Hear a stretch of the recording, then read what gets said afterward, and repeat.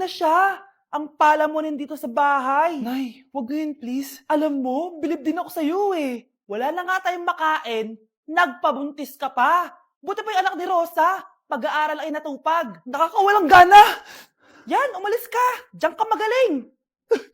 Kasalanan mo to! Sinira mo yung future ko! Ate, please, tigilan mo yan. Walang kasalanan yung bata. Hindi! Dahil dito, galit sa akin si nanay! Kaya dapat mawala na to! Ate, wag!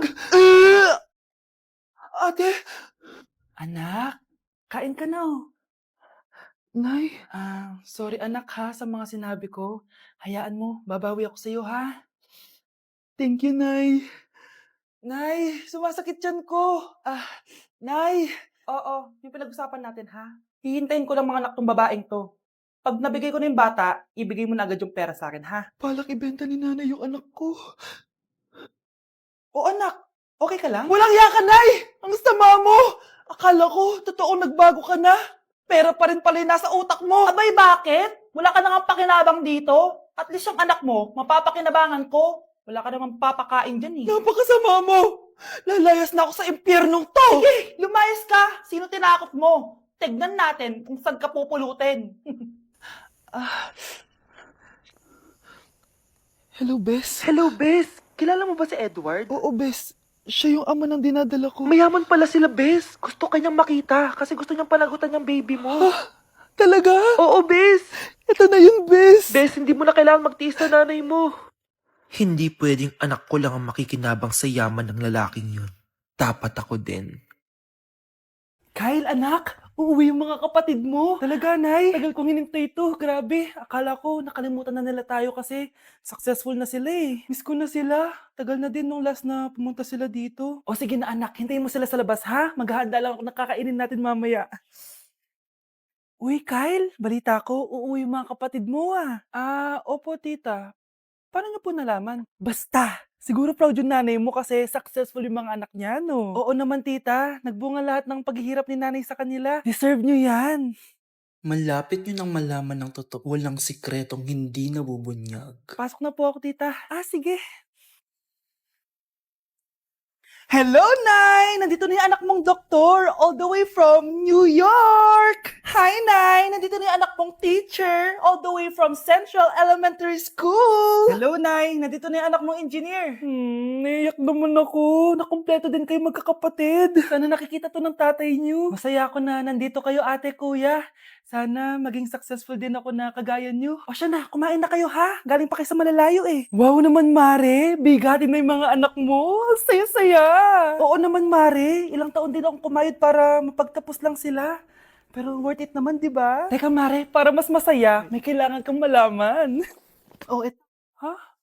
Ano to, Mare?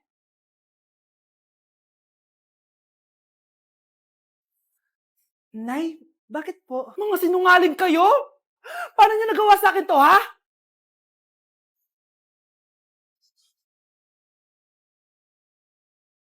Nandito na ako, mahal! Mahal, ikaw ba yan? Akala ko ba bukas ka pa uuwi? Siyempre, gusto kita i-surprise, mahal. Ito naman, puro ka surprise. Wait. Si tatay ba yun? Tara ate, silipin natin. Ang dami na nagbago sa bahay natin, mahal. Si tatay nga! Yay! Nandito na si tatay! Mga anak, namiss ko kayo. Namiss ka din namin, tay. Huwag ka nang babalik sa abroad, ah. Hindi ko na kayo iiwan, mga anak. Yes, di na babalik si tatay sa abroad. Oo, ito. May regalo pala ako sa'yo, Scarlett. Wow! Ano kaya laman neto? Eto naman, gumastos ka pa. Hayaan mo na, mahal. Ngayon lang ako nakabawi sa mga anak ko. Meron din ba ako regalo, tay? Siyempre naman. Ikaw pa ba makakalimutan ko, Brianna? O, ito. Yay! May regalo din ako! Oh, matulog na kayo, ha? Kami naman ang tatay mo yung magbabanding. Sige po, Nay, matutulog na kami.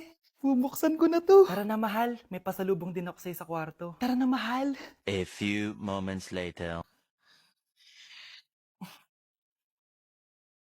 Anong oras na? Bakit tumatawag si tatay?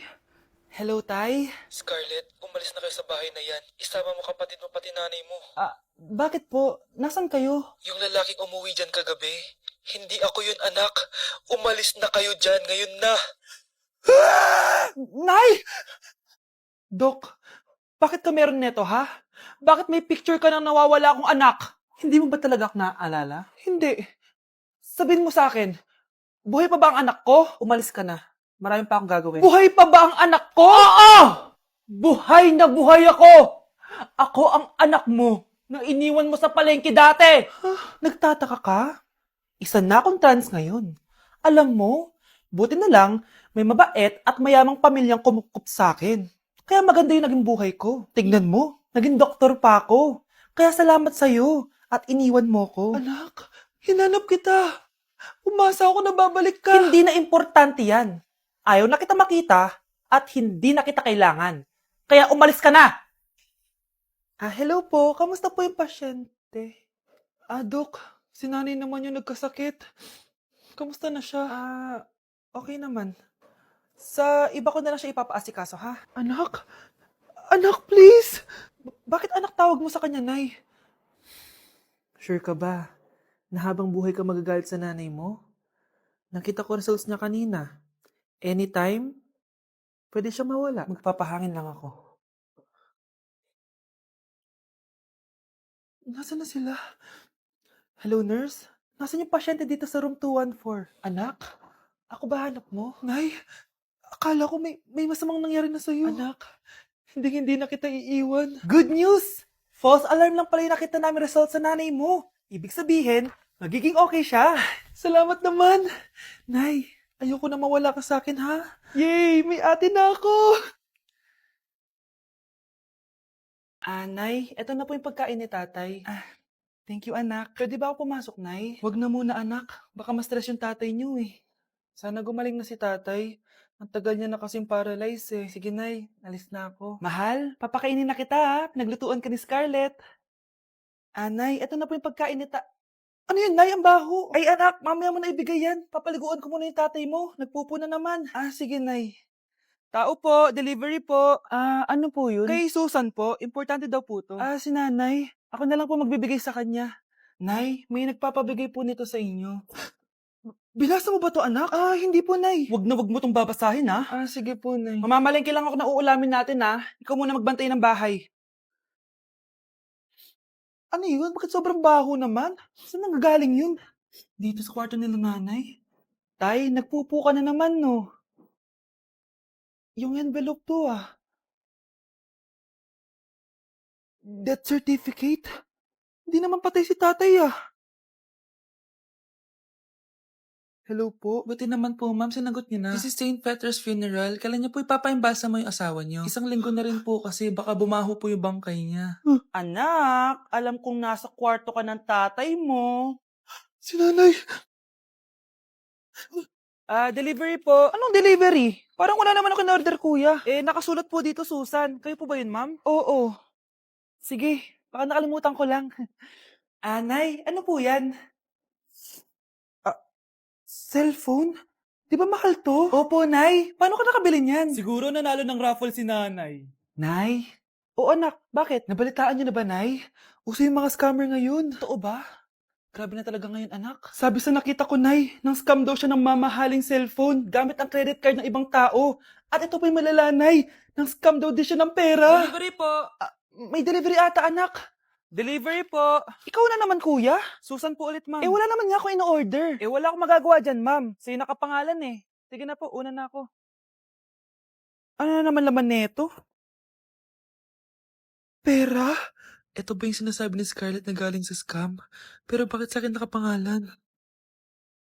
Anong gagawin ko dito? Hindi naman ako yung scammer. Nay, may naghahanap po sa inyo sa labas. Anak! Sige, pupunta na ako.